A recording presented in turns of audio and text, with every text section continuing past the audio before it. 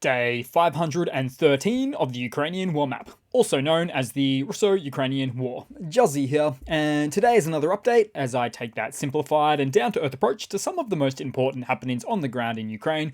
So starting off, we'll take a quick look at the Russian losses, as currently Russia is sitting on more than 240,000 military personnel losses, which represents an additional 680 losses in the past 24 hours. Then as for hardware, 4 tanks, 15 APVs, a whopping 18 artillery, and a pretty astounding 7 air defense systems, because these platforms do not grow on trees. Then we'll head back across to the map today and briefly start out in Russia, as an airfield in Ryazan was reportedly attacked with a drone overnight. And early reports suggest that there was a resulting small, very small impact crater, and that the attack was carried out by a handmade quadcopter. So this one sounds more like a false flag attack or homegrown threat, as even the best quadcopter drones in the world don't carry that kind of range, as you would require a large wing design drone to achieve that kind of range or feat from Ukraine. Then we'll head back into Ukraine today in the Donbass. For starters, we have some confirmed liberations northwest of Bakhmut, as the map now reflects there, as you can see. Get that going there. And the situation here right now, I consider to be thoroughly engrossing, as at first glance, the Ukrainian forces seem to be taking Bakhmut back, which is likely the case. But also, in reality, it is a psychological game, as the AFU effectively forced the Russian forces to jump in front of the howitzer barrel like lemons, because their supreme leader, Vladimir Putin, will forbid them to leave the city for prestigious regions. So, or better said, as former political victory reasons, as Pyrrhic a victory as Bakhmut was for them. So it appears there's a darn good reason why Wagner left the conflict after taking Bakhmut near the end of May this year, as they knew it was a bad idea to stay in the ruins. And Ukrainian Colonel General Syrsky just recently said Russian forces in Bakhmut have been semi-encircled, which is arguably accurate given what a semicircle actually looks like, especially since Ukraine trimmed away at all of the previous Russian northern and southern flanks of the city. But from a Russian perspective, they are instead worried about the situation near Bakhmut, with this Russian telegram channel stating, and probably best to quote it, "At the moment, the armed forces of Ukraine are demolishing our positions in the Bakhmut direction with cluster munitions. The counter-battery fight does not work. Everything is burning all round. The men are holding on, waiting for aviation. The general staff has not yet handed over cluster munitions and rockets to our guys for answers. It remains only to believe in our guys and our pilots." So, Russian aviation support is not there for them. Munitions, again, also not there for them. And Russia does want to keep Bakhmut, 100%, absolutely, no question about it. But they're having a very difficult time holding on to it, as they are also held up on the Zaporizhzhia front in the south. Meanwhile, Ukraine has clearly, as we can see on the map, laid the groundwork on the flanks, or set the stage to retake the town of Bakhmut. And the same can be said with just moving a little bit south to Klishchivka, where the AFU are also stayed in a very similar stage on the high ground, as they are looking to really encircle the place. And as for those shaping up operations around Klishchivka, a Russian tank was knocked out by an FPV drone. You'll also see another tank was standing right next to it and was already immobilized. Then heading down a bit south on the Avdiivka axis, so move across there, as Russians took control of some area around Vasil. So this is this location here. And the hamlet was already in the grey zone, but the Russian forces dominated.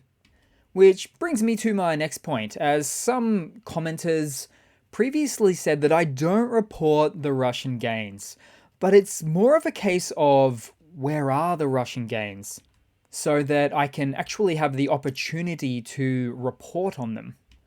But even then, for this location, just one look at the map and you can see that it couldn't even be considered to be a fresh land gain by the Russian forces. Instead, it's more of a case of Russia trying to reclaim land that they had previously gained then lost. Hence the green liberation coloring that you can see right there smack bang on the map.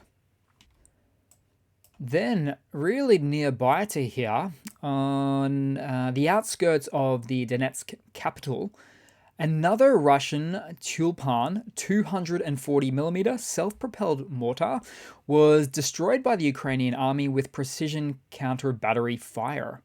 And just as a reference point, mortars fall under artillery for the daily loss stats. And with a shell size on the Tulpan of a whopping 240mm, they have the potential to create a massive blast or crater. So it is indeed quite the success for the AFU to take out one of these bad boys. In fact, there is no larger artillery caliber in the Russian army than that of this 240mm mortar. Then we'll head down south, and starting off, here's a bit of footage of a Ukrainian Bradley M2 infantry fighting vehicle advancing in the Robotian area. Then there was also some hard to see footage, I have some stills of the AFU clearing Russian trenches in the same region, taking some Russian POWs in the process. But then add to that, more AFU demining has been occurring near to that same settlement as well, or just northeast of it. And adequate mine clearing capabilities will perhaps be one of the predominant factors as a success indicator for either side in this conflict. But I would say that Ukraine's ability to leverage Soviet and modernized NATO hardware to accomplish these types of tasks will more advantageously clear the way, pun intended I suppose, for successful assault operations on the front lines. Then, as a marker for some of those successes on said front lines, Ukraine most recently destroyed Russian equipment including a T-80 BVM tank variant there, a Giant S 152mm SPG, a Uragan 220mm, a BM-21 Grad multiple rocket launcher. Also, two more destroyed Russian tanks of unconfirmed types, BMP-2 infantry fighting vehicle, and also an unknown completely shattered armored vehicle, then three more destroyed Russian BMP-1 infantry fighting vehicles. So as you can see, those daily stat counts are certainly grounded in materiality.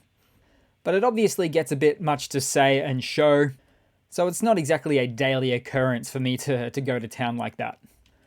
Oh, and since you saw a couple of Bradley M2s a moment ago, I'll mention that out of the 190 Bradleys delivered to Ukraine, only 10, in fact, were fully destroyed. The rest were sent to the rears, or even a handful sent to Poland for repairs.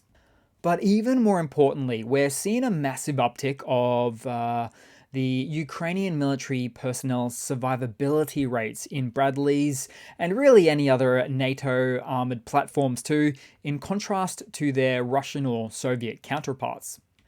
Which is, simply put, really not a strategy that Russia employs, as Russia has always taken this rather compassionless approach to their manpower in their military doctrine, instead opting for large, untrained swaths of soldiers with much more limited hardware means available to them, so the meat grinder is largely their reality. Then heading across on the map as a result of the ongoing Russian strikes into Odessa over the past few days and nights. Because as it turned out, some of those strikes damaged the Chinese embassy in the oblast. So I do wonder how this affects the Russia-China, quote, no limits friendship. So first it was Russian strikes on silos of grain that were destined for China, then damage on the embassy in the last day. And interestingly, Russia continuously claims they are using perfect precision missiles. So this is where all the competing Russian narratives do a bit of a backflip or clash into one another. But every time Russia ups the ante and goes heavy on strikes in Ukraine, the West just comes along and pushes back. This time with the European Union saying, hey, this Odessa shelling is not acceptable. We will commit more military aid and air defenses to Ukraine. Then heading across to the news for today, starting with some hardware updates. So, US National Security Council Coordinator for Strategic Communications, John Kirby, has said that Ukraine will receive F-16 fighter jets by the end of the year, which is quite the timeframe commitment or pledge that sounds quite promising, given that we're almost in August of 2023 already. And although I hate bringing up military hardware pledges from other nations to Ukraine that might happen in, say, 6 months or a year's time down the road, this one feels quite relevant for the times.